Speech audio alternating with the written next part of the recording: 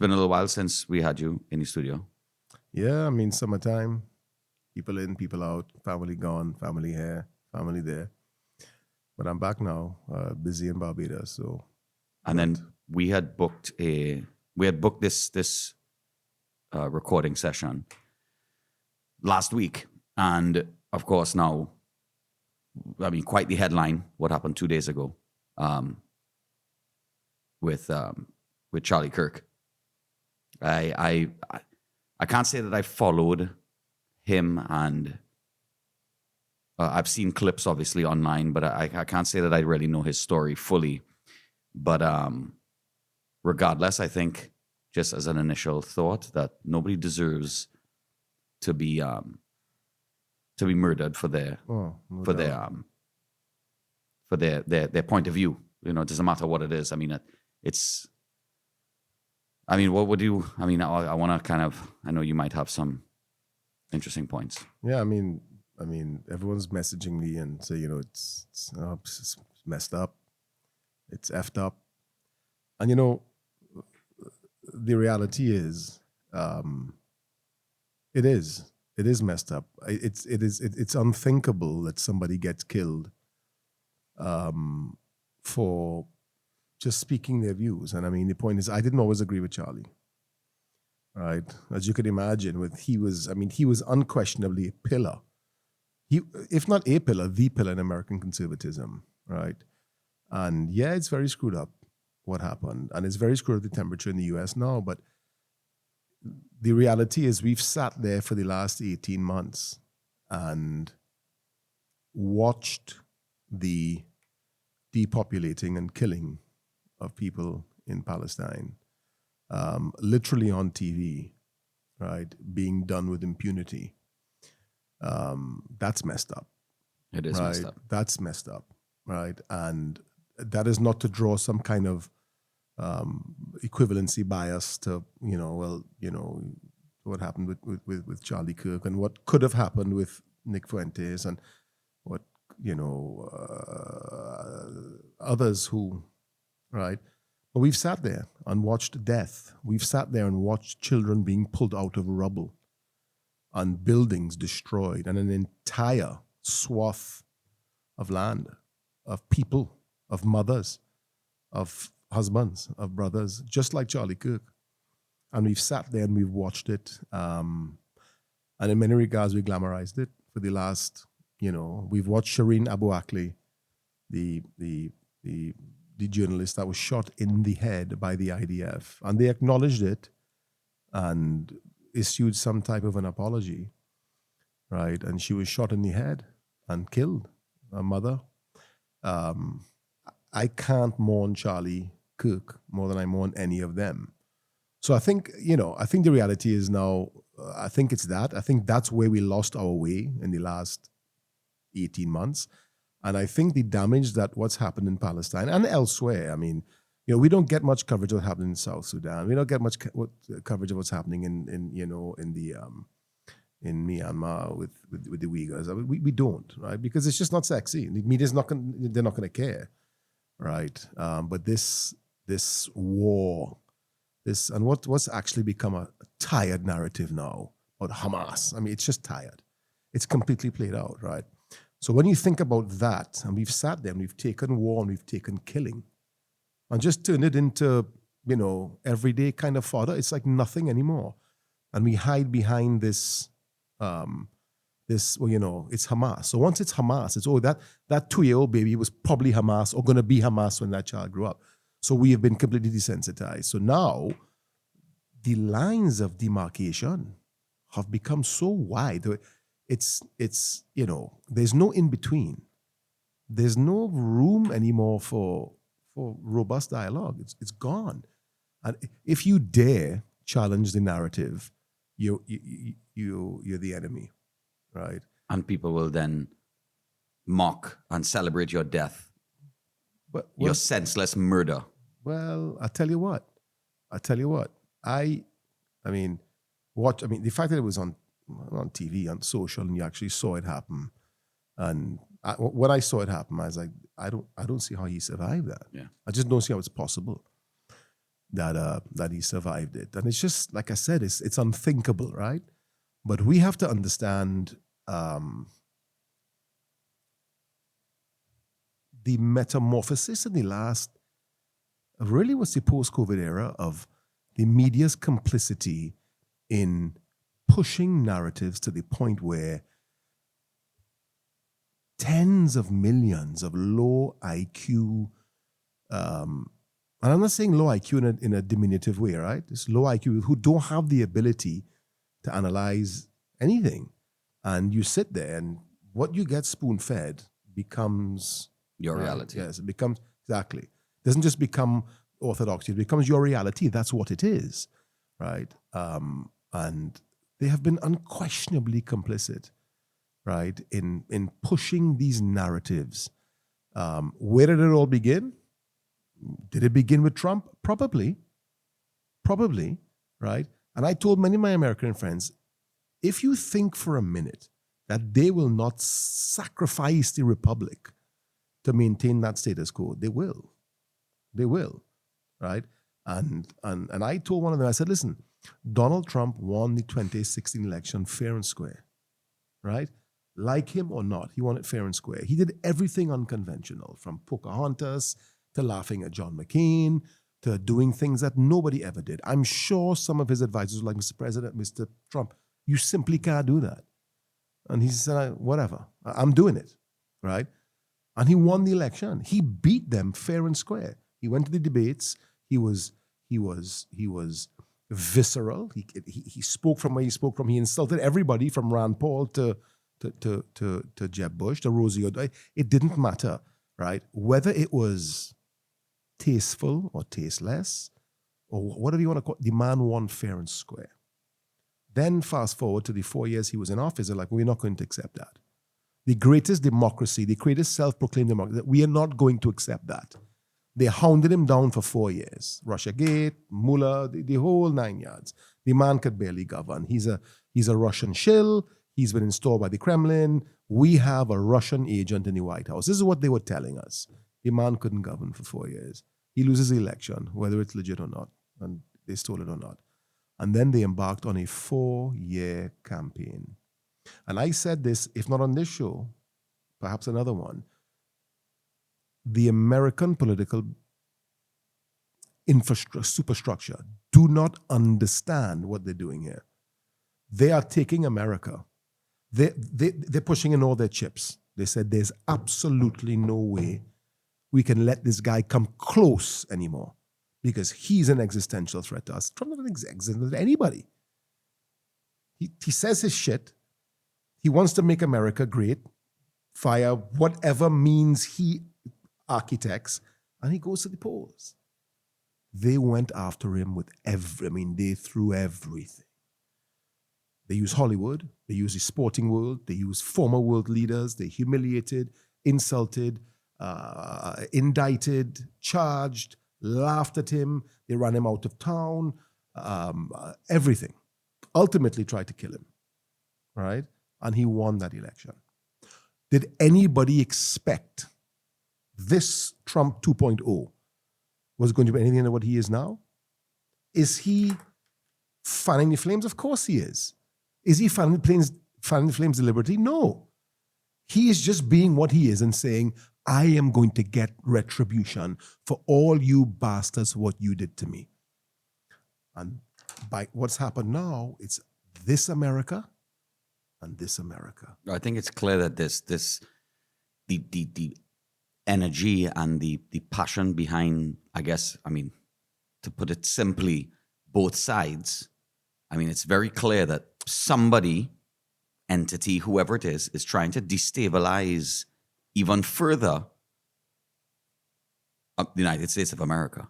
It's very clear. Well, the reality is, and I think it was Putin that said it, America's too strong to get bogged down from the outside. So an idiot side. It's too strong. Yeah. Who's going to bring America from the outside? It's actually Abraham Lincoln said that.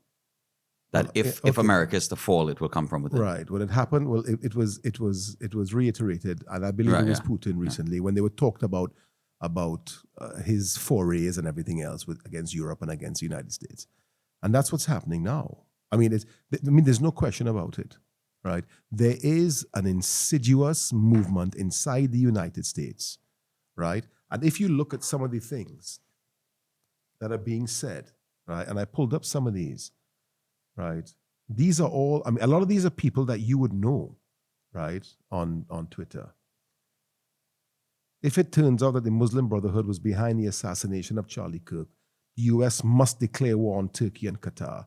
No excuses, no delays, now. This is how mad it's gotten. So right? if it turns out to be attack those two countries, boom. That's insane. Yeah, so like, insane. you're trying to paint now that it's an Islamic insurgency that caused the death of Charlie Kirk. But I don't know who the hell it was. They found some kid now. Some 22-year-old kid who's his parents turned him in, his family turned him in. Here's Cat Turd, millions of followers. Fuck the demonic Democratic Party, right? The Hodge twins, a bit more level-headed. How do you fix a country where one side has millions of people that want the other side dead, right? And then this last one, turned in by his father and minister. Thank God we now have him. Now is the time for answers, followed by brutal justice. Americans want to watch. Tyler Robinson, you killed one of our best senselessly. Now, I mean, the temperature in America now. It's bad. Bad. I am not, listen, Charlie should not have been killed. Absolutely right? not. I mean, there's no universe where he should have been. No, that's not he did not deserve to be correct. murdered. That's not even debatable. I did not agree with him on his Palestine stance. He changed recently. And he even said he fears that he's turned on Israel. And so he was very open in the things that he said. But his faith in Jesus was incredible. Yeah. And I heard him explain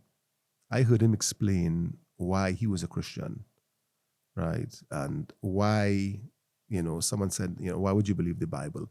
And his response, the way he articulated it was just sublime, right? There's hundreds, thousands of years of historians, and it's the one story that has stuck unchanged for 1,000 years. Among other things, it was a very compelling response, right? So in no universe should that have happened. But where America is now is in a far more dangerous. And I have friends here. Line me up, put me in the line. And then, of course, the girl who was killed by the Ukrainian girl, Irina Matsky, by this nut job. Honey trade. On the and there was there a senator or governor or somebody, Hoffman, who was shot as well? I don't know. I'll have to look it up. I mean, if it's I don't watch the news much anymore. I mean, I spend an hour and a half a week or so on Twitter getting, and following the guys that I follow, the George Galloways and so on and so forth, right? But where America is now, and I've been telling people, everyone's got to turn the temperature down. Nobody wins these battles. It just goes on forever. And you have to ask yourself, where is the impetus, or from who is the impetus for this to now become another post 9/11, right? Now they're claiming us versus them. It's very, very, very dangerous. Yeah, and being pushed very heavily by the media. The media is so complicit because now, and I guess it's so easy to say the left is so unhinged. And listen, this unhinging happened because of Trump. I mean, the fact is, Trump came in and the media, and more so, the Washington establishment said, this man is the biggest threat to you in your entire existence. He's a threat to America. They went so far as to call him a Russian stooge. And I don't want to keep harping about Trump, right? All I'm saying is he is the straw man. It's the three famous words, orange man bad. Orange man bad. And continues to be bad. But the point is now, and the risk that they took, and they must have known, you didn't even have ace king. It's scorched earth politics. Yeah, but they had maybe a pair of sevens. And they went all in. They put everything in 2024. And this man has now come and said, I won the election. You threw everything you could at me. I went from 3 hours in the courtroom to 3 hours in the campaign trail. I beat you all again. Fair and square. Twice. Maybe thrice. So he's basically taking a flamethrower to the place. And that's the part I like about Trump. But what he's not realizing is that that deep state apparatus is in fact deep, and I don't know now if I mean, listen, Charlie Kirk could have gotten killed in the mall. I mean I follow Charlie. I mean, He goes to the park. He takes he's his everywhere apparently. everywhere. Yeah. This was Tyler. What's his Robinson. This is Tyler Robinson. This is a professional hit. Listen, I'm not an FBI lawmaker. I don't know. But I could have killed Charlie. One could have killed him anywhere. Stabbed him in his car. You waited till he was at Turning Point USA's launch for the new 12-month period in Utah Valley University. It's a message. And shot him from the same thing, a roof, and it's the same narrative as Trump. A roof by the so up on the top, so nobody saw him, nobody found him. And then 12 hours later, they find the gun in the woods, and his father turns him in. Okay. I mean, but listen, the reality is now the venom, and the hatred, and the division in America is of serious concern. Yeah. Right? And I don't know who is going to be that person to essentially throw a wet blanket. Because, I mean, there are guys, there's one more I have here of a guy, it's a video of a guy that basically said he went to the gym in his MAGA hat. And he basically said, I'm hoping some little Democrat lefty punk. Because now, if you're a liberal, listen, I was a quasi-liberal for a while. Someone called me smartly a progressive conservative. I'm conservative in my values, but a woman wants to have an abortion, no problem. But it can't be after 8 months. You have up to 4 months or 5 months, right? You want to have a common civil union as a gay couple, no problem. But you can't get married and raise children. I give you, there's certain things, right? You can't, I mean, you can't, there's an X and a Y chromosome. You don't become a woman because you put on a wig and you stuff your brow with socks. You don't become a woman. That doesn't ever change. You're born with XX and Y. That's just how you're born, right? You want to choose to do that on your own time? Hey, those are your choices to make. I believe in your choice. But so I am, in a sense, a progressive, right? But if you're a liberal now, you are the enemy of conservatives. And if you're a conservative now, you are the enemy of the liberals. The America, as you know, it will crumble. And somebody has to be the harbinger of hope and taking that temperature down and putting a cold blanket and saying, listen, now it's going to be hard because the wound right now is raw, very raw. But is this, I mean, you hear this conversation, I've heard this conversation a lot. Is this the end of the Republic? I mean, you know, Rome lasted 200 and something years. Yeah, I mean, America's probably it's probably in late stage decline, but it's 250th anniversary. But it's not going to happen next month or next year. No, but it's the 250th anniversary of the formation next year. Yeah, I think what Trump would have done is, and what they don't realize is Trump would have bought America for another 15, 20 years just by this bluster and kind of set things back. But America had nothing left. They had nothing left but machismo. There was nothing left.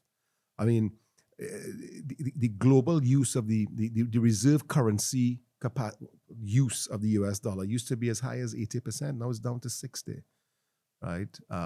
In transactions throughout the world. It's still the dominant one. And it was 80 and others were 7 and 3 and 2 and 6, like nothing.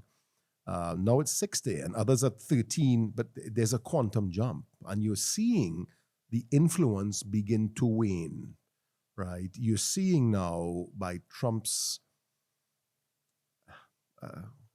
singling out of certainly, and then what seems to us an incoherent rambling, bull in a china shop, and all of a sudden he hosts Modi and they talk and they hug and, the best friend of India, Donald Trump. And then the next day you slap tariffs and you don't care. And then Modi says, no problem. I'm going to buy more oil from Russia.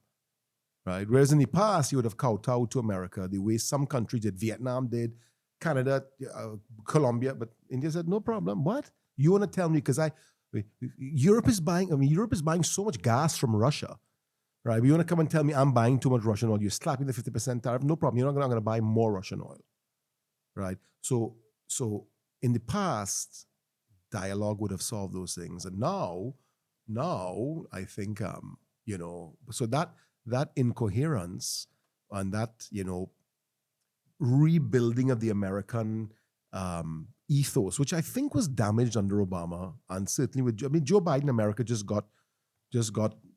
began to run amok. So, but that's Trump's style. So, whether it's the end that's a philosophical discussion. I think America's on the end of its economic hegemony.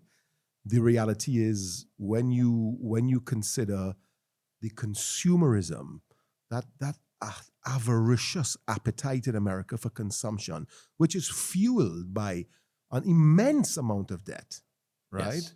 And an immense amount of, you can't say printing, quantitative easing. It's just fueled, right? And it continues to be fueled. So it really is kind of a mirage, but there's still a consumption base in America that is the biggest in the world. Yes. And nobody does not want to have that customer. Trump understands that, right? But what he doesn't understand, from my perspective, is that for years, to maintain dollar hegemony, America exported their dollar. They said, listen, we will buy from China at higher prices with tariffs, because those transactions are going to be denominated in US dollars. So it was kind of a sacrifice on one end, right? Because they knew on this end, well, the common folk are going to pay more for money, and they have to, what does that mean? They have to take out more credit card debt. They have to take a HELOC, home equity loan. They have to line of credit. They have to do all of these things. What's going to happen? The bank's going to make more money.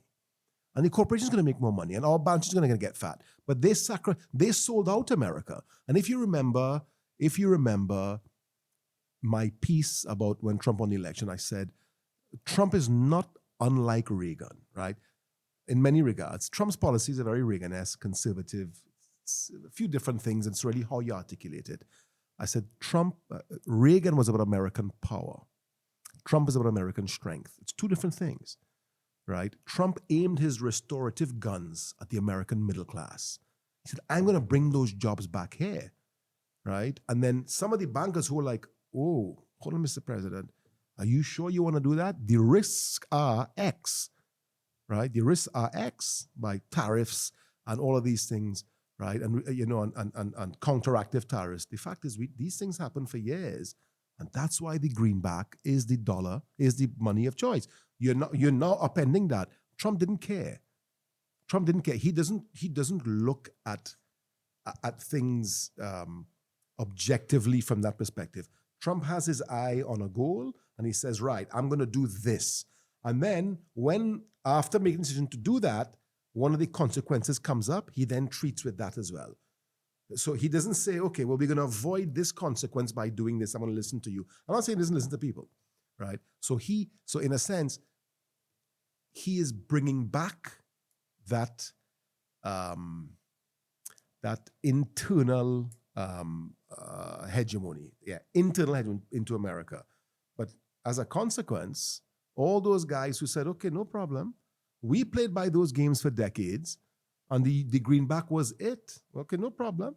We're going to have a basket. We're going to trade in. I think the first transaction in oil that was not dollar denominated happened a couple of weeks ago, either in Qatar or Kuwait. I believe it was Kuwait, right? So I think from that perspective, the American empire is over. And when I say over, it's on the decline. But it could be 50 years, it could be 100 years, and then circumstances can change. You now have technology, you have AI. Yeah. Who the hell knows? I mean, who the hell knows what happens in the next 20 years? Because now, for the last 700 years, a year was a year. Now, a year is a month. I mean, things change so quickly. So to just say it's over, I don't think it's that simple. America still has a huge consumer base. It has incredibly talented people. It has natural resources, the likes that you will never know. But I mean, for years, America is already energy independent. They don't have to buy shit from anybody. But for years, for their own global, I don't want to say strategic plan, but I mean to have that hegemony in, America has more base than anybody in the world. So for years, they're like, okay, we can drill oil in Texas for half the price, but we'll buy oil from X. I mean, they imported our natural gas because, hey, they want us to be, in the, I guess in the circle of the umbrella. Yeah, in the umbrella as well, right? They don't need to. And Trump's like, but I don't need no one's energy. Screw Saudi Arabia. I'll drill my own. Yes, in a sense, yes. But you have these international, buy and try and now quadrilateral understandings, and you say, okay, I mean, how Nixon and my boy Kissinger, that's how after Nixon closed the gold window and America defaulted with Bretton Woods, he sent Kissinger to Saudi Arabia, said, listen, you guys have camels and lots of sand, and we will protect you. We will, and I'm simplifying it, of course. We will protect you. We will turn those camels into Rolls Royces. We'll be your best friend. We'll arm you with the best arms and munitions and planes you could imagine. We will develop your country with everything that we have. Okay, this sounds very good. What's the catch? You sell your oil in US dollars. Thus the birth of the petrodollar. And that's what they did. So for years, it was, so if oil is denominated in US dollars, and that's how you buy and sell oil, that's how America recovered from the Nixon shock.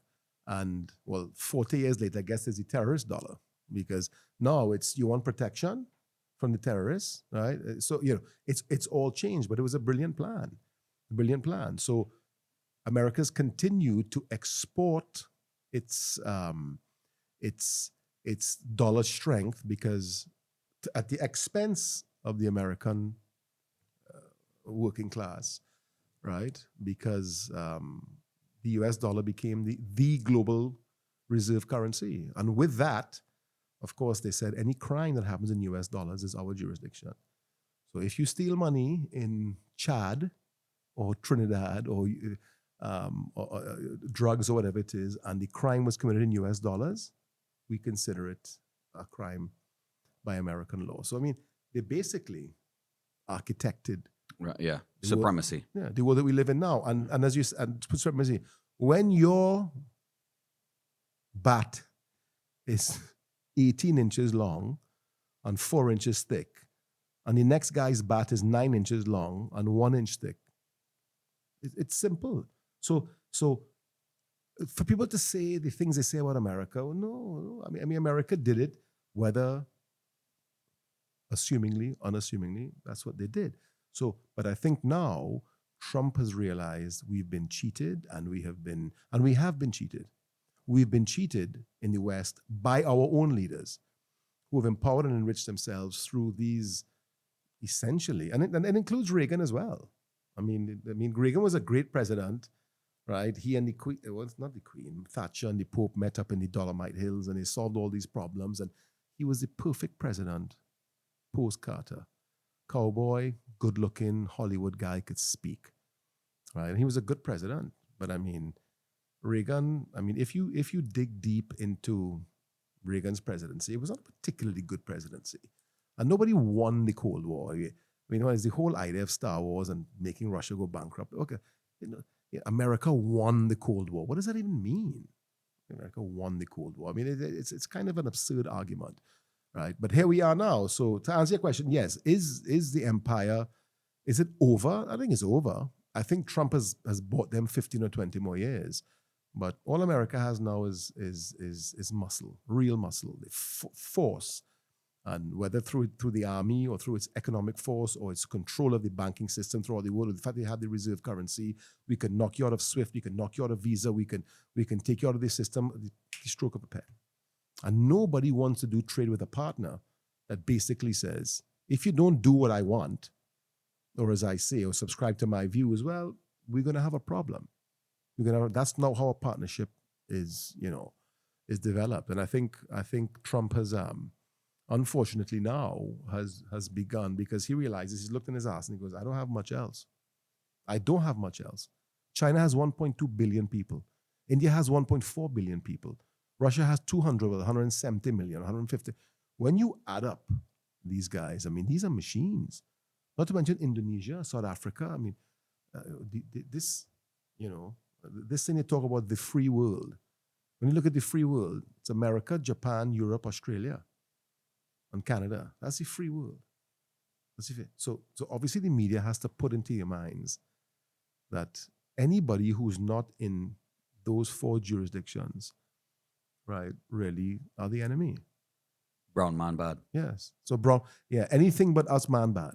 Yeah. And so that's why the media has become complicit, completely complicit, right? Because what we've done now is we've glamorized everything. Well, they do nothing but they push very divisive and polarizing narratives. And even when something is not true, they will push opinions of a particular situation.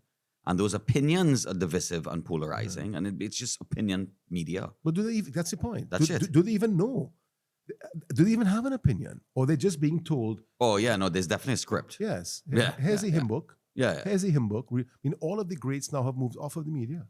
Yeah. I mean, Tucker Carlson, when I say the greats, the ones who had, I mean, these same guys, Hodge twins, Tucker Carlson, Megyn Kelly, Alex Jones. I mean, mainstream media now is what? Don Lemon, Caitlin Collins, even on the Fox News side. Who's left? Sean Hannity.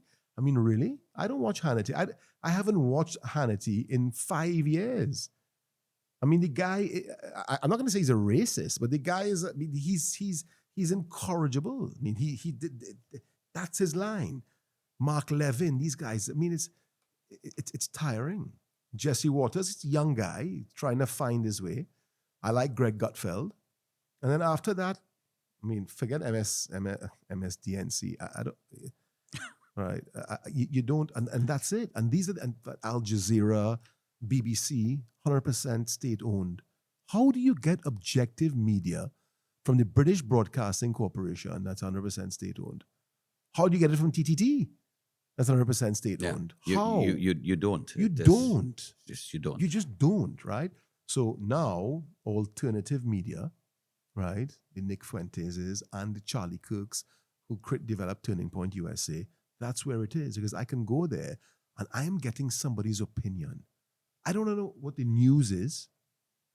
I don't know who bombed Iran, and this is what happened, and they bombed because of this, and America that, and we are fighting for free. I want to know what happened. Let me. I mean, truth is a process. It's not some orthodoxy that's force fed to you by the New York Times. It's a process of collective discovery and listening to people and asking questions, and saying, shit, I never thought about that. I mean, there was a debate in my family chat. My wife was like, you're very quiet. I said, I'm not getting it. This Charlie Kirk thing is far too soon to discuss anything. It's just pray for his family. Because I just think about my wife and my children.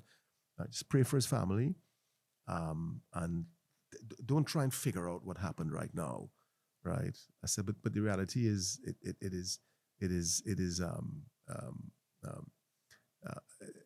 everyone coming up, it's guns, and it's because of the access to guns. Everybody has these opinions, and I'm like, okay. I mean, the states in America with the largest per capita gun ownership have the lowest level of gun crimes per capita. Not obviously North Dakota has 400,000 people, and New York has 20 million, but per capita, the most amount of guns per capita, and the least amount of crimes per capita.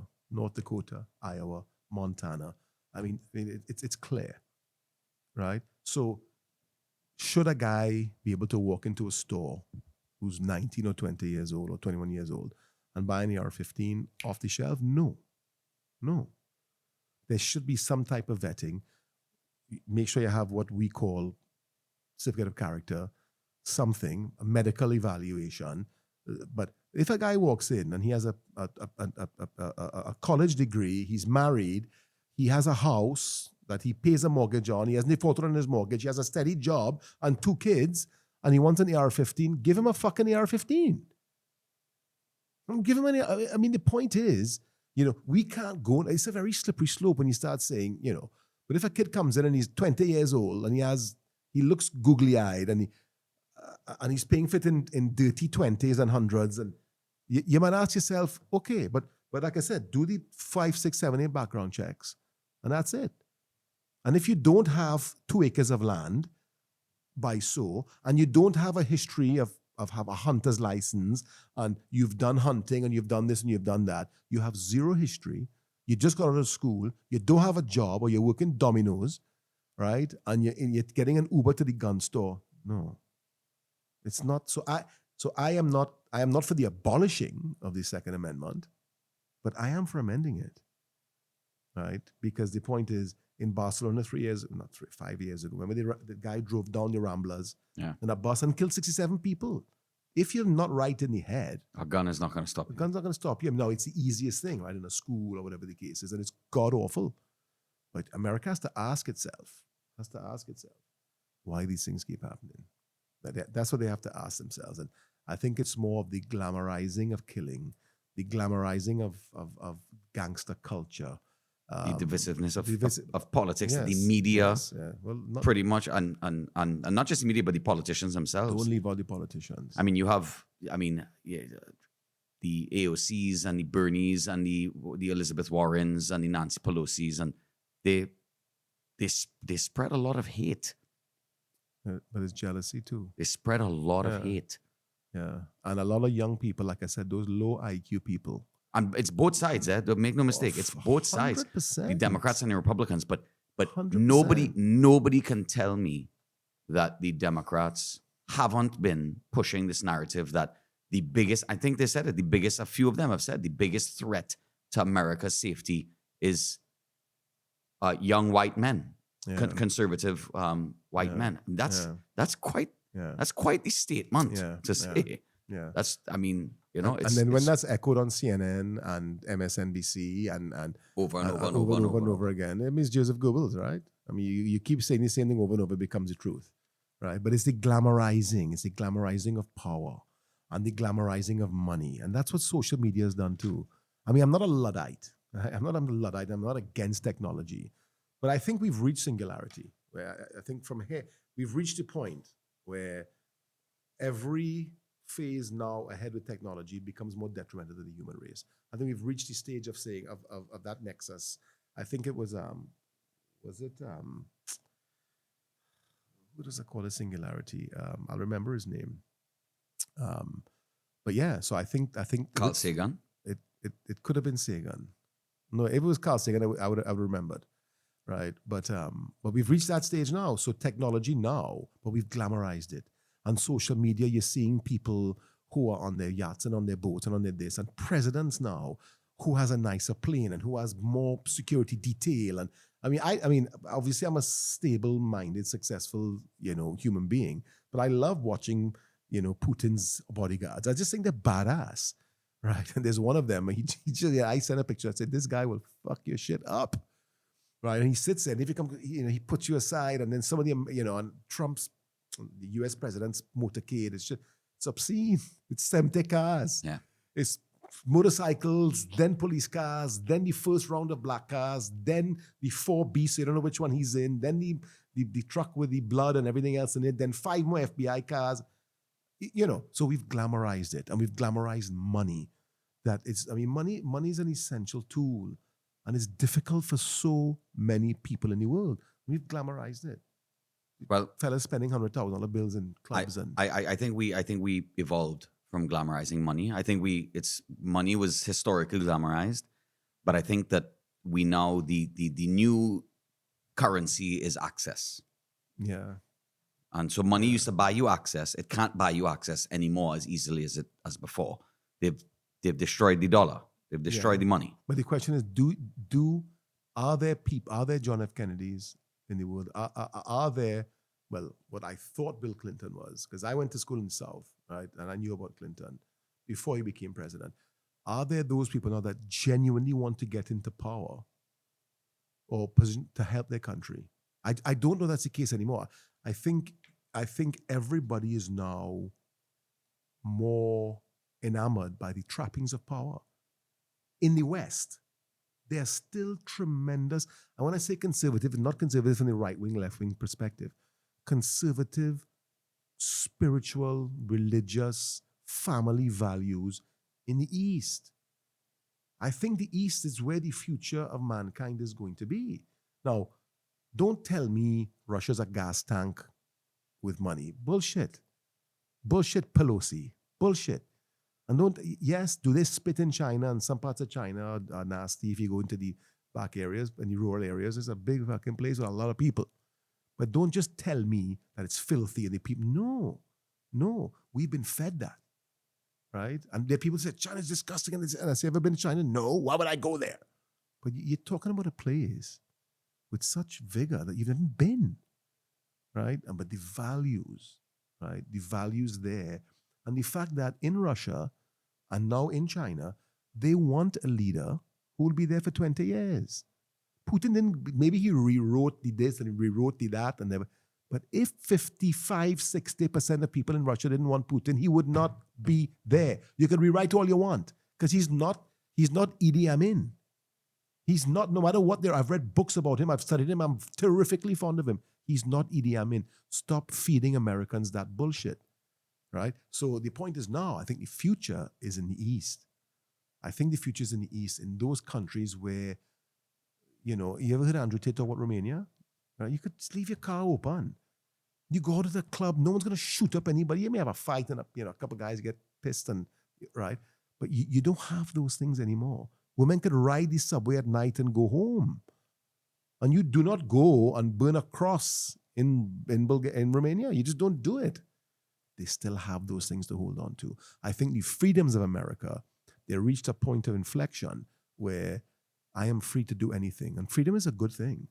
But I'm free to, I'm a man. Well, I'm a woman. I'm a cat. I was telling Cameron today in the car coming here, I was telling him, I said, it's funny that you're now bringing this up, but it feels like the world is moving towards an increasingly individualistic way of dealing with problems and conflicts. It's like, what is good for me? Or what do I want? Forget everybody else. Forget what's good for everybody else. It's like, what's good for me? My feelings matter more than anybody else's. Yeah.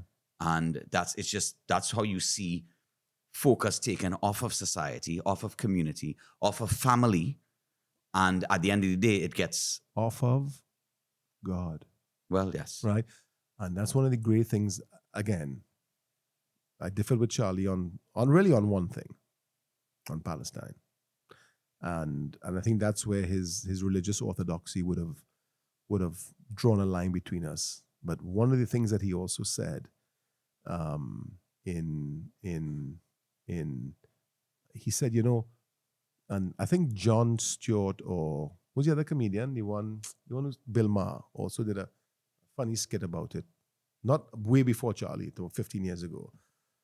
He was on his show with a theologian, and they were debating, and he was drinking a drink. He does it very, and he says, so you're telling me, so it's either every single thing we see around us now happened from one little explosion from a marble this big, right? And he was like, he says, give me the Jesus thing.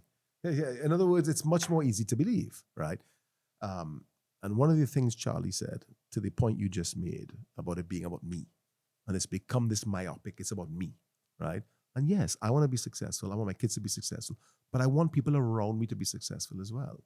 Now, not everyone's going to be a millionaire, right? And you want to create a meritorious society where you say, hey, Stephen Hadeed's a millionaire. What car's he driving? Oh, and you want to take a picture, and I want, right? A Suzuki. Oh, okay, I understand. Right. But as opposed to saying it was ill-gotten. And he said one of the things that made him, right, one of the most important things in believing in a higher being, right, is that you have to. I mean, to think that all of this is just some act of randomness and all the mathematics and how to think it's an act of randomness. No. And he said, but most importantly, when you don't believe in a higher being, right, then the center of the universe becomes who? You. Becomes you. It becomes you. You are the only person that's important, right? And it was so simple when he said it. And I was just like, fuck. It's true. If you don't believe in a higher being, and I mean, whatever it took for me, and it took Trump being shot. And it's not because I'm not a flag wearing, because I got off the train with Palestine about 6 months ago. But when I haven't worn nothing but a watch, 40 years, I hadn't worn a necklace or a cross in decades. And I really believed Donald Trump was supposed to die that day. And I believed that there was a higher power that saved him. Because he was supposed, 2 people died, sadly, the great fireman guy, right? But when you don't believe, and I'm always a believer, but I debate religion, and I think I debate with Father Rod. I debate with, certainly my RS teachers in boarding school, and various other teachers now. When I go to Utah and speak with those guys, I debate, and I think when you question your faith, I think it's important because it keeps you right. But the reality was when Charlie said that, and you said it. So now it says everything was about me. No one cares. They go to church, and I don't go to church. But I reflect deeply and I pray deeply. Right, and I often ask God to guide me. I know I'm flawed. I mean, we're all flawed in God's eyes, right? But when Charlie said that, was amazing. Yeah, none of us are good. Yes, but he's amazing. He said, if you don't believe in a higher being, then he sent to the world is you, and that's selfish. That's selfish, and it's self-serving, and it's not good. It's not good for those around you, and it's not good for your family. And I was like, geez, and that's news, right? I mean. To me, listening to the 6 p.m. news as they go drone, blah, blah, it's just Charlie Brown, wah, wah, wah, wah, wah, wah, wah, wah, for half an hour, or that one comment from Charlie Kirk that changed my mind and made me understand, although I am a believer, but I thought to myself, shit, when I talk to people now, I now have a whole new talking point. And that's where the world has become now. Charlie Kirks and those people. Now, you're going to have some of them like Charlie who aren't legit. And they have a talk show with 1,000, 100,000, 1 million followers. But that's what the new medium of news and knowledge is now. And Charlie was one of the great ones. And I mean, it shouldn't have happened. But to your point about you, it's all about me. It's about me. And you're seeing, guys, social media is a disease. It's a goddamn disease. It's so bad. It's a disease. When I found out that Charlie Kirk got shot, I had a moment where I thought to myself, I said, there are going to be people on my Instagram that mock and celebrate his death. I knew it was coming. And then as soon as I saw some of the names pop up and then I clicked it, I was like, yep, there it is. Yeah. And people mocking. Nobody deserved to be, like I would say it 100 times a day. Nobody deserves to be murdered for their views and opinions, especially things like political commentary. Nobody deserves to be murdered for that. It is madness. It is absolutely 100% messed up. I mean, the point is, but if you now have the access to give your opinions to millions of people, did that happen before? When did it happen? Martin Luther King, right? You go back all to JFK and yes, further. JFK was a president, and MLK was a very public figure, right?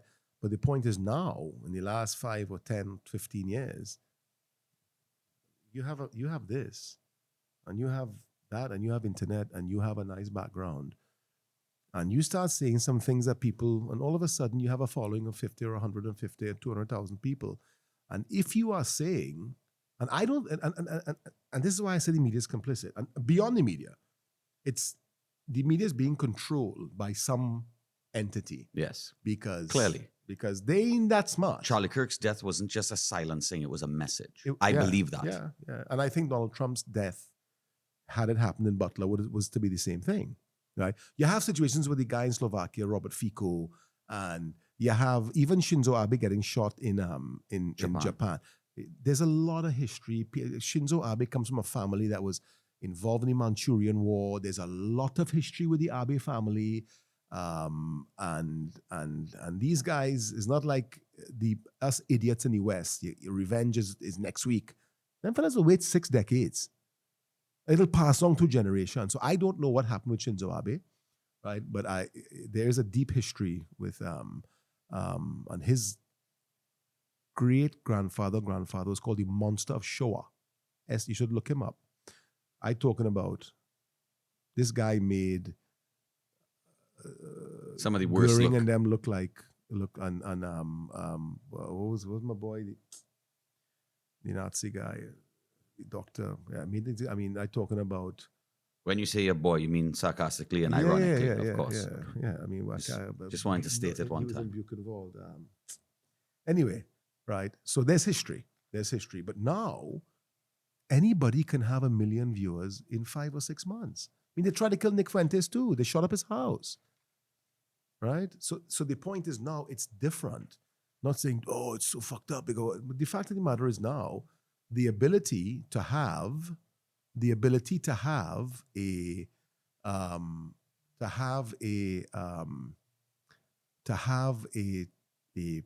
Charlie Kirk is far easier now than it was 20 years ago. Yeah. It's just far easier. So there are going to be more prolific killings and shootings because everybody now, and people come home, and what do? They fall onto their couch and they go on social media for 5 or 6 hours. And the most amazing thing is there's no arbiter. There's no one there to help you decide, right? It's you in your room by yourself. There is no arbiter. There's no Tom Brokaw and Stephen Jennings. No. And the algorithms. I'm getting it. And the algorithms on these social media platforms know what you like and what you watch and what you interact with and feed you more of that, fulfilling basically an algorithmic echo chamber of confirmation biases. So you then get fed people who have similar opinions as you. So this bubble around you all have the same opinion. So you feel, this has to be the right way to think. Yeah, and it starts to grow. There was I've mentioned it a few times, but there's a good book on that, and I'll put it up at the end of this or in the description, on the internet and how it amplifies groupthink and confirmation bias. And I see it every day on social media. It's crazy. And you should, I was very disappointed to see the reactions to Charlie Kirk's death. I was very, very disappointed. Well, you can't be. Well, I was disappointed. No, I may have a naive view of things of the world. I was disappointed. Listen, there were people that would be deeply aggrieved by the things that he said. I mean, it's hard to say low IQ people, but the point is, when you don't have the family unit and you don't have friends in a kind of a community, a community structure and a social fabric from which you can draw on a grandmother or an uncle or a friend or groups of friends or whatever the case may be, you become very easy fucking prey. You become susceptible to the algorithms. Yeah, that's what I'm going to say now. Yes. So I say in beta, when I say in pre Y2K compliant terms, you become a prey, and you're saying you become susceptible to the algorithm, and that's what it is. Yeah. And to say this is wokeism on the left, I think is bullshit. There's something far more insidious that's happening in the US and the West, and it's being people being hyper radicalized by this media, whether it's algorithmic content and everything, or targeting you and making you see, they can. That's what's happening, though. That is how the algorithms work on these platforms. So they will not let you see anything other outside than what they want. Yes. So they say, okay. And people say, oh, conspiracy, are you living in La La Land? And you're okay. No, but that is what's going on. Yeah, right? So they will sit there, and Joe Blow, Joe Blow, Billy Bob Blow, as what was his name? Michael, who wrote the fella, the big fat guy. Michael Moore. Said at that time, right? And he surmised that that's why Trump was going to win, because those guys were kept being told Trump's going to fix all the bad things. And now when you do it manually and your campaign is based around that, right? But the point is now with these algorithms, you go on there and you hit You open Insta or whatever it is, and all you're seeing is the things that are going to keep reinforcing that in you. Yeah. There's no love. There's no, hey, Charlie, you have to go out and look for someone that says, hey, Charlie Kirk. I mean, now it's all these things. Videos are coming up about how he was talking with black people and he said how black people were far better off in the 40s and Thomas Sowell said the same thing. The same thing, right? Pre-affirmative action, pre the civil rights movement, blacks were better off. He said, I used to go, the Jewish community, and we used to go to Harlem and music. Think of the music in the 50s and the 60s, right? Marvin Berry, Chuck Berry. Think of the Spinners. Think of the Commodores. All of those things happened. There was tremendous talent, and there was a. I mean, I think Sowell said 65 or 70% of young black people lived in a 2-parent home prior to the civil rights movement. 60 years later, it's like 27%, right? So Sowell didn't say anything different to what Charlie Kirk said, right? So, but he did say things that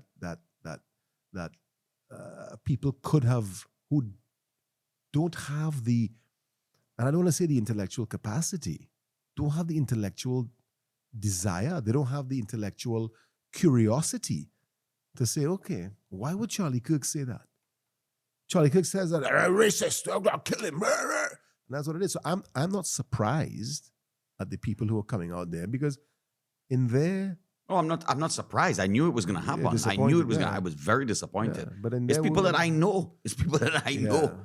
You know. Yeah. It's well, but it's. yeah. Well, I had that too in that chat yesterday. There were some who basically said he looked fit. Yeah. And nobody deserves to be murdered for their point of view. Yeah. It was a friend of mine said, you mess with the bull, you get the horn, right? No, I don't agree with that. But I don't agree with that. But that really is not. That's not how it works. See, because if they really believe that, then they would essentially what they're saying is that nobody should say anything. Yeah, but that's really what they want. That's what this same insidious power. That's what they want.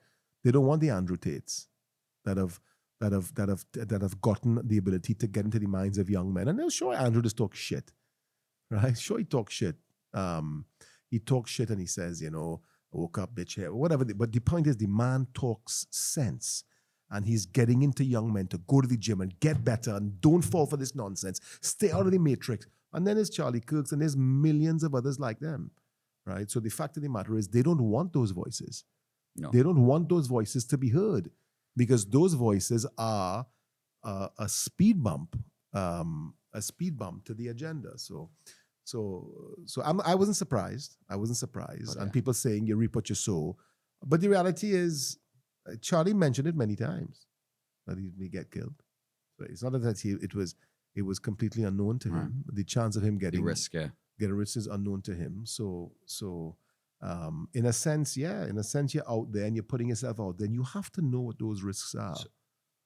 So what's your I guess any other thoughts? Any like what do you think of in terms of all of this going on in the States and Europe? And with Russia and China, I mean, how does that all tie into Trinidad? I mean, of course, we have this Venezuela situation with the boat and Kamala, and so I just think, I mean, we're not exempt. We're not fully exempt. I mean, Trinidad. I just think the Prime Minister needs to be very careful in the incendiary rhetoric. Right?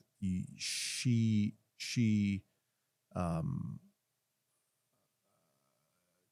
They need to be killed violently and all of this type of stuff. I understand you've made a geopolitical decision to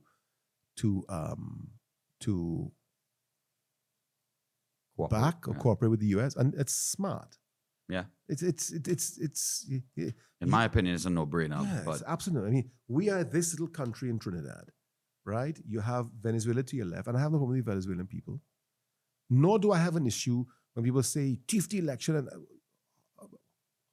again, I am intellectually curious. Did Maduro thief the election? I don't know. But when I look and I say to myself, is it possible with the the entire movement of socialism throughout the world now, and giveaways and handouts, including in America, right? Is it possible that 51% of Venezuelans said, we want this. I don't want to work. I want to stay in the barrios and go to my bar and get a bottle of Abuelo rum every couple nights, pick up a nice little chick, go home, have a good time, wake up the next day, go play a little football by the beach, and get money from the state. Is it possible that 51% of them said that? Of course it is. Yeah, it's possible. Yeah, so I'm not going to say he stole. Maybe he did. I don't know. But John Kerry said he stole the election. I'm not going to buy it. So the fact of the matter is, but we have Venezuela on this side, and we have America on that side. As you rightly said, it's an absolute no-brainer. Yeah, an absolute no-brainer. We voted against the U.S. in 4 votes we abstained, which is a no vote. Right, and then of course the Short and Rowley and them dancing with Maduro. It wasn't particularly wise, right? Yes, how you do it, you send your foreign affairs minister to Washington and say, listen, you are our guys. I mean, we have a strong history. We wrote the CBI, Caribbean-based initiative, many years ago. We've always had thing. We love you. We love you. We love you. We support you. We are our partners. But we need that. We need that gas to process in Trinidad. Otherwise, we in deep shit. We in deep shit. How can we work out a plan for this to happen? Right? Not to say that Trump will do what's right for America and I will do what's right for Trinidad. I don't want to say pick a side, but we're kind of dancing, as you kind of mentioned earlier. Yeah. It doesn't really, because we've never done anything right in this place, in this country. It feels that way. Obviously, that's a hyperbole, and generalization, but it feels that we never do anything right. We never make the right decision. We are always behind. We are always playing some sort of catch up, and that's almost impossible to reach. It's just unfortunate. Well, I mean, I just think with regards to the impact on here is that, I mean, the Prime Minister came out, they won the election, came out, and she began this kind of vitriol towards what was her own party. No more this nonsense, and she got on, and the language was somewhat inflammatory, and I was like, okay, no problem. And then it was somebody wrote something on her behalf, or she made a statement about the support and when America was talking about the interventions, and then she said, I mean, this is a Prime Minister's statement, right? That spoke about anybody who has Trump derangement syndrome, blah blah blah, shouldn't say. What? Who wrote this? And did you even vet it? And then coming out and saying the drug people and it should be killed violently. Blood begets more blood, right? I voted for the partnership in 2010. I voted for Kamala Prasad-Bissessa in 2015, right? And she knows this, I was intimately involved with a small group that was assisting her directly assisting her a couple of years back. And right, so my support of her and my feelings towards her is very clear. Right, but the point is, I'm not going to not say when something I think happened, right? And I think she needs to turn the temperature down, the same way somebody has to turn the temperature down in the U.S.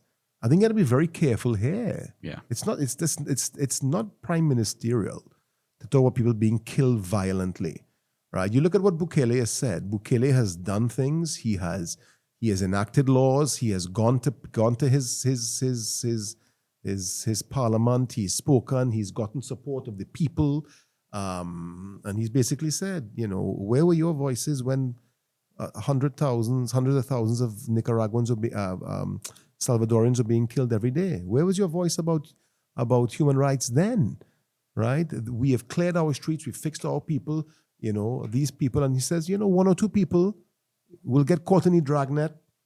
That's the collateral damage. Don't get involved with MS-13. Even if you're not a shooter or a killer, don't lime on the fringe. He never came out and said, I will kill them violently. What happens in the prison happens in the prison. It's being run by paramilitary groups, right, who are very obviously very experienced, but the guy never said people needs to be killed violently and I'm going to do this. He never issued these ultimatums. So it's a bit different. So Well, I guess that's why our leaders have not been put on any pedestals regionally like MIA and etc. That's probably why. Well, I mean, I think since Eric Williams, you're probably right. I mean, but again, we are just a small little rock in the middle of nowhere. But the point is, we still depend on leadership. We have to have, and if it's a maternal level of leadership that Kamala wants to put forward now, and I hope she listens to this, because I mean, the things I've done and of my personal efforts on behalf of her and the UNC, she understands very clearly, right? And I hope she sees this. But the fact is, if it's going to be, because I don't know that the people that she's listening to are giving her, because if you can write something for the Prime Minister to speak about, it talks about Trump derangement syndrome, you look like a Trump fangirl. And you can like Trump. I like Trump. Right? I am the first guy to like Trump in Trinidad, and people were laughing at me in 2015. But you need to be getting good advice, right? You need to be getting sound advice. You need to be getting broad levels of advice, not from the people that are going to tell you what you want to hear. And she needs to take the turn the temperature gauge down. You should not be saying The things that she said. no. You should not be talking about people being killed. It's not, and if it's this maternal kind of leadership, and you love us and you will be seeking out our interests. I sincerely believe that, right? But it has to manifest itself in real, and we have 5 months into this to this new government. So, and that's what we've had. We've had kill them violently, and basically saying America can come here and run amok. There are ways. Yeah. There are ways to realign yourself, and there are ways to reaffirm your commitment to the bilateral relations that the U.S. and Trinidad have shared for decades, without coming out and basically, I mean, there are things to do. There are things that can be done, right? So, as far as the whole temperature in the U.S. with regards to hair, the Prime Minister needs to make sure that, because I tell you something, crime doesn't go away. There's no magic pill for crime, right? And you can eradicate it. And the beautiful thing what Nayib Bukele is doing in El Salvador is he's saying, right, it's triage, it's emergency, right? You can't have a police state, right? But they did the intel, and it's 2 or 3 or 4,000 people, right? We've taken all of them, one broad brush.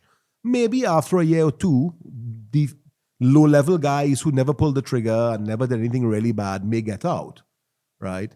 Broad brush, everybody. I don't have the luxury. When you come in after a car accident, an emergency, they don't say, doctor, what do you think? They come in and it's like triage, bam, stabilize. Now, sometimes in that stabilization, the patient dies. You don't have the luxury to say, is it a lung punctured? Is it a rib? You don't have that luxury. The patient is dying. Stabilize the patient as quickly as you can, then go to observation and treatment. So Bukele is it right. Stabilization, bam, all MS-13, all the gangs, everybody who may be in that dragnet, everyone's going to those jails, being with no cameras, no windows, shaving your head, and you're going inside of there, right? And then he's now built a society that is innovative, society built on fellowship and sharing and a mutual understanding of their destiny, right? And he's a great president. He has answered all of the critics, the armchair critics of England and all these countries that are really falling apart at the seams, right? And of course, he's bought 1,000 Bitcoin for Max Kaiser's taken up. So I have an extra, and of course he's a Palestinian Lebanese, so I have a little bit of an affinity for him. But that's what you do. You don't create a police state. Police states don't last. It can't work. But he triaged the patient, and now he's implementing policies where tourism is starting to flourish. Restaurants are opening back. People are opening late at night. Well, they have siestas there too. People opening late. I want to go to San Salvador. I want to go, right? That's what you do. That's what you do. Unfortunately, with us, you don't have a homogenous society. That people were, I mean, race is a killer for us. This is what the reality is. It's a killer for us. But that's what I want to see my leaders That's do. our division. Yes. In And Trinidad, at least. yes. Yeah. And as a leader, that's what I would do. Triage the patient, and build hope. Listen, there's one universal elixir. There's one universal tonic for everybody. And that tonic is hope. You can win an election on hope. And when people talk to me about you need 200 million to win an election, I say, bullshit.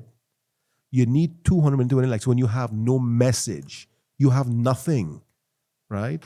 The UNC had a fantastic message and a fantastic campaign. It was brilliant. They beat the PNM coming and going on the campaign. The question is now, you have won. What happens now? No, it's only 5 months. But 5 months is 5 months. And I hear we broke. We had no money. We can't do this. We can't do that. Same story we heard in 2015. The empty treasury. We have no money. We broke. 2010. We've come in here. The treasury. The money's gone. We have broke. I mean, at what point? At what point do we citizens say, ugh, really? At what point? And where are the men in Trinidad? I mean, I have female managers, female CEOs all over my business, right? And I have a wife and 4 fantastic daughters. So my wife is overrun by women. But we have a woman president. We have a woman prime minister. We have a follow-on woman, from woman to woman as president, a woman prime minister, a woman opposition leader. Where are the men in Trinidad? I'm not a chauvinist, but where are the men? Where are the men? We need them more than ever now. We don't need emotional leadership, right? We need strong leadership. Leadership that is based and anchored in a progressive understanding of what every sex and every gender plays, and saying, listen, we need to architect a map for Trinidad, right? Because one of the big issues facing us now, and I had lunch yesterday with a former well-known, I'm going to call his name, but it's not necessary. I actually went to Wings in Paget, up in the east. Food is very good. And he said, we need to, right? And he spoke highly about me. I've known him for a long time. And a few of the others who were there. One was a former senator, independent senator, and he said, you are one of the best and he said, this is one of the most, energetic patriots that I know, in being me. So you all need to get together. And one of the big risks the country has facing is getting into a phase of underdevelopment. And if that happens, you very seldom climb your way out of it. And it's true. When you look at the simple things, roads, the data infrastructure, internet, electricity, water, power, flooding. I mean, it still happens. There's been no fix for 20 or 30 years. Are we talking about devaluation and foreign exchange? Yeah, of course. You can't not talk about those things.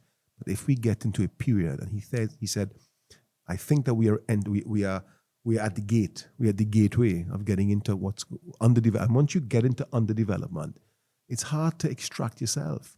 And you think about the trillions that have passed through this country.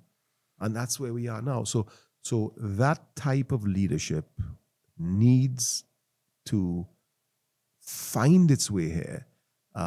Unfortunately, with people like myself who, listen, I come from a different background, boarding school when I was young, very active in school life and captain of the debate team and just, that type of thing. So I have no problem speaking my opinion.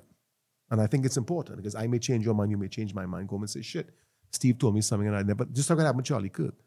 Not believing in a higher power makes you the center of the universe.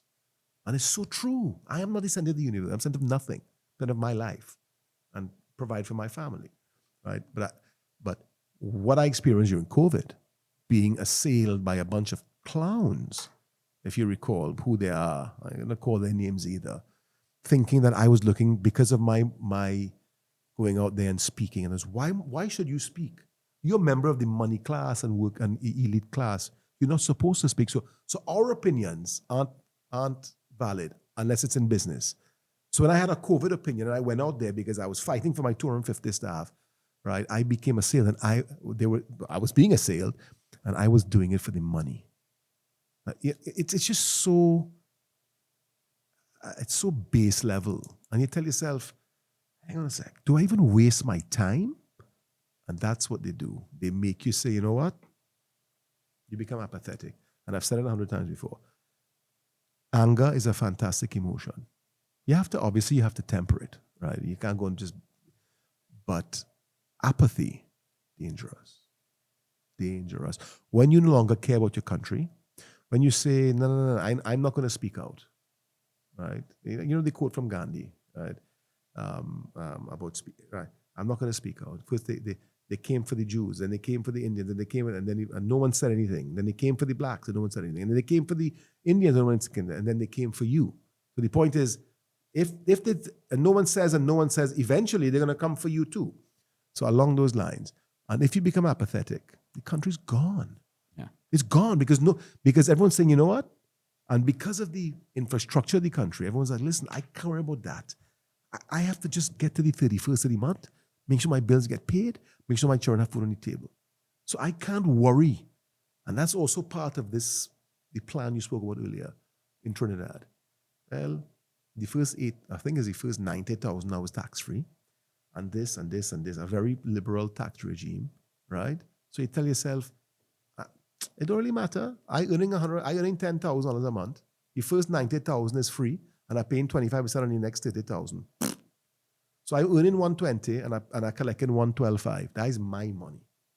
You see all that oil and thing? That's not really my money, right? So they create a citizen now who's detached because you don't care. You don't care about the politics. You don't care about the parliament. You don't care about what's economy. You don't care about society. You don't care. I'm making this, and I going to keep all of that. Oh God, boy, them good. I'm voting for that. Not knowing that the value of that 112,005 is diminished every day because the things that you deserve as a citizen, safety, security, basic services, utilities, essential services, they don't work. You're going to, as the gentleman said yesterday, underdevelopment. And once underdevelopment sets in, you're gone. So that's Trinidad, right? And I think we're at a real risk now of